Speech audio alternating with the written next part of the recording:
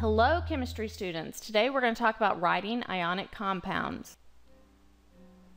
Now the first thing we need to do before we talk about writing it is we need to review what valence electrons are, charges, and oxidation numbers. Now the way you find valence shell electrons is you look at the group number. The group number tells you how many valence shell electrons it is. So group 1 has 1 valence shell electron. Group 2 has 2 valence shell. We don't talk about the transition metals too much because they change their oxidation numbers, but we'll get back to that in just a minute with these three.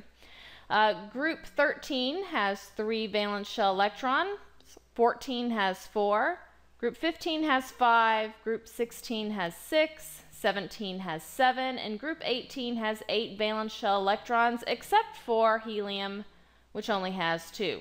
Okay, now we can tell an atom's or an ion's charge by its valence shell electrons, how many it has. So our charge of our ions, once it loses or gains electrons, is the same as its oxidation number. You need to know that. Oxidation number is simply the same thing as a charge. Okay, group 1 metals all have 1 valence shell electron. Now remember, all atoms want to have a full octet with the exception of hydrogen and helium. They want 2. All of group 1 has 1 valence shell electron. It is much easier for all of group 1 metals to lose 1 electron than gain 7. So lose 1 electron, that is its oxidation number. Lose 1. Now when I say lose, I'm not going to put a negative number, I'm going to put a positive, because remember, electrons are negatively charged, and if you lose an electron, you're losing negativity. So if you're losing negativity, you're becoming more positive. So this is a +1 charge. Group 2 has 2 valence shell electrons. So the oxidation number for group 2 would be a +2 because it is losing 2 electrons. It's much easier to lose 2 than gain 6. Now let's go over to group 13. It has 3 valence shell electrons. Everything wants 8. All atoms will bond until they get 8. So we have to ask ourselves, is it easier to lose 3 or gain 5? It's easier to lose 3. There's your oxidation number. +3, because remember, losing electrons is losing negativity. You lose negativity, you become more positive. Okay, 4 valence shell electrons. Group 14, is it easier to lose 4 or gain 4? Well, it's about the same. So this group right here, it all depends on what they're bonding with. If they are bonding with a non-metal, it's going to be a positive charge. If they're bonding with a metal, it's going to be a negative charge. Group 15 has 5 valence shell electrons. Is it easier to lose 5 or gain 3? Well, it's easier to gain 3. Gain 3, that's its oxidation number. Now if you notice here, we're switching to a negative. We're gaining 3 electrons. So we're gaining negativity because electrons are negative, gaining negativity. If we gain negativity, we become more negative. So group 15 will have an oxidation number or a charge of -3.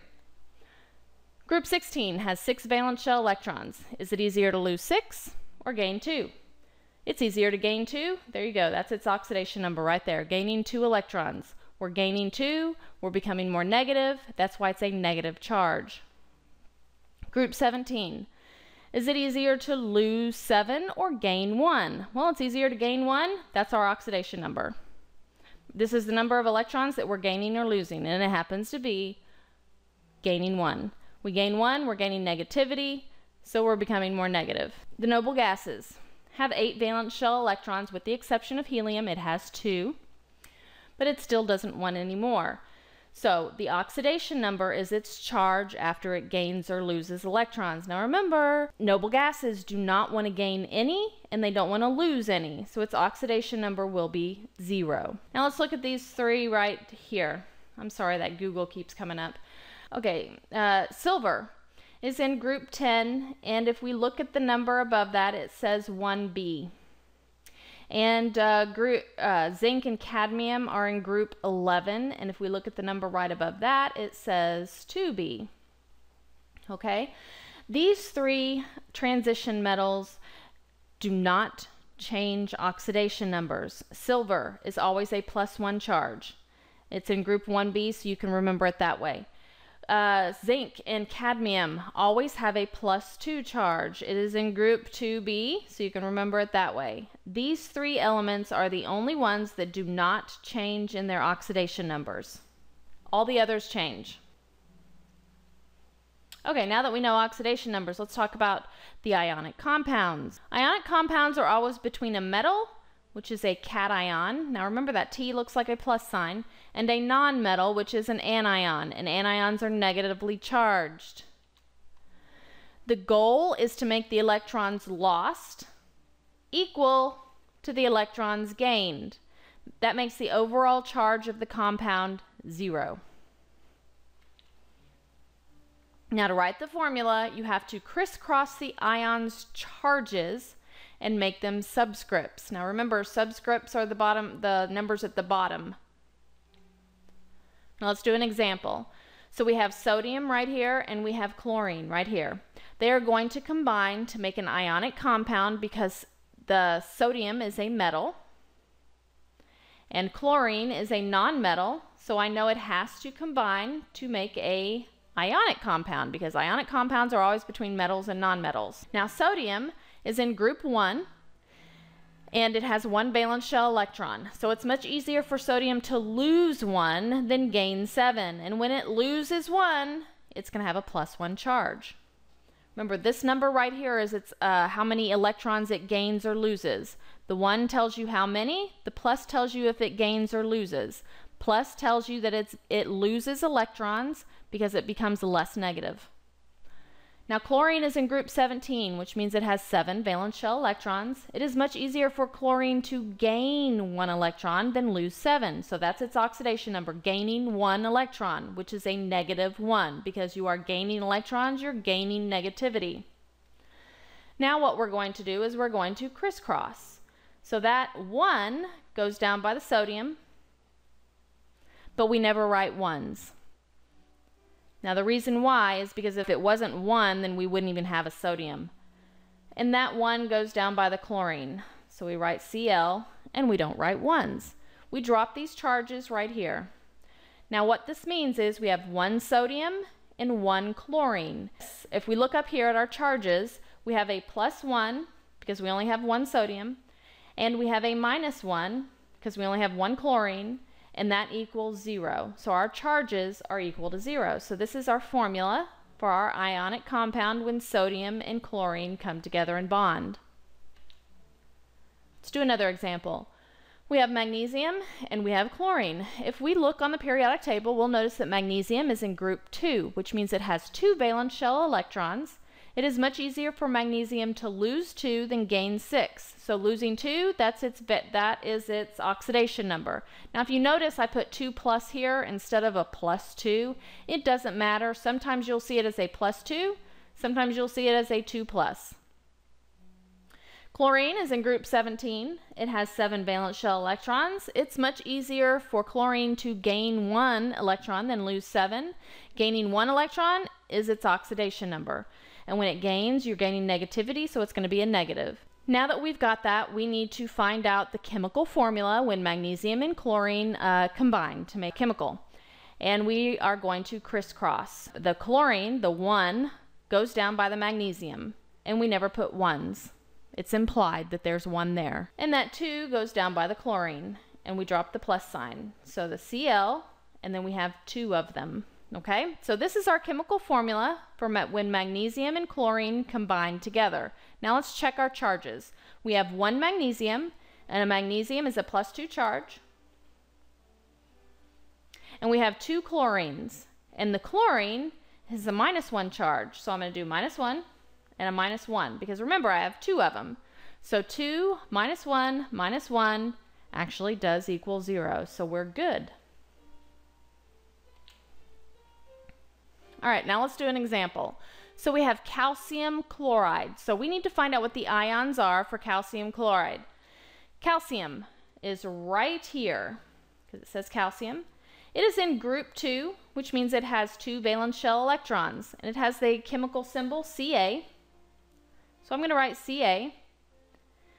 Now we have to ask ourselves, 2 valence shell electrons, is it easier to lose 2 or gain 6? Well, it's much easier to lose 2. When you lose 2, that's its oxidation number. Now remember, when we lose negativity, we become more positive. Now let's look at chloride. You are going to learn here at the next video that chloride is actually chlorine. So we're going to look over here in chlorine. Chlorine is in group 17, which means it has 7 valence shell electrons. Is it much easier for chlorine to lose 7 or gain 1? Well, it is much easier for chlorine to gain 1 electron. That's its oxidation number. Gaining 1, it's a -1 charge. Now we need to crisscross. So I am going to write this, and we're going to crisscross. That 1 goes down by the calcium, and we never write 1s. This 2 goes down by the chlorine, so we have CaCl2, and that is our final formula, CaCl2. Now let's do aluminum oxide. Aluminum is found right here in group 13. Its chemical symbol is Al, so I'm going to write this over here, Al. It's in group 13. It has 3 valence shell electrons. Is it easier to lose 3 or gain 5? Well, it's easier to lose 3. That's its oxidation number. We're losing 3 electrons, so we're becoming more positive, losing negativity. Oxide, you'll learn in the next video that oxide is oxygen. Oxygen is right here. It is in group 16, which means it has 6 valence shell electrons. So is it easier to lose 6 or gain 2? Well, it's easier to gain 2, so that's its oxidation number.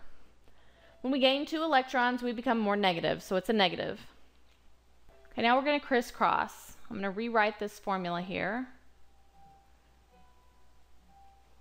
I apologize for the bad handwriting.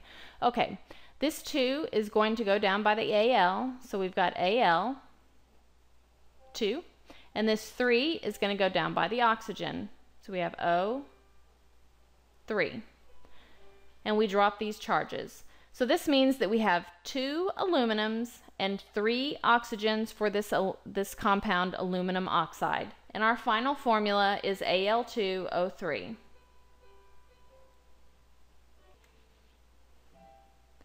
Next example, lithium fluoride. Lithium is located right here in group 1, so it has 1 valence shell electron. Its chemical symbol is Li. Is it easier for lithium to lose 1 or gain 7? Well, it's easier to lose 1. That's its oxidation number. Now remember, losing negativity, we become more positive. Fluoride is actually fluorine. It's right here. Chemical symbol is F. And it is in group 17, which means it has 7 valence shell electrons. So is it easier for fluorine to lose 7 or gain 1? Well, it's easier to gain 1, so that's its oxidation number. Now let's do our crisscross. This 1 goes down by the Li, or the lithium, and we never write 1s. It's implied. This 1 goes down by the fluorine, and we never write 1s. It's implied. So that's our formula right there. Lithium fluoride, LiF. All right, now we're going to do magnesium phosphide. Magnesium is right here. It is in group 2 and has the chemical symbol Mg. Group 2 means it has 2 valence shell electrons. So we're going to ask ourselves, is it easier to lose 2 or gain 6? Well, it's easier to lose 2, so that's its oxidation number, +2. When it loses 2 electrons, it becomes positive. Phosphide is actually phosphorus, so let's look over here in phosphorus. It is in group 15, so it has 5 valence shell electrons, and it has the chemical symbol P. Is it easier to lose 5 or gain 3? Well, it's easier to gain 3. That's its oxidation number.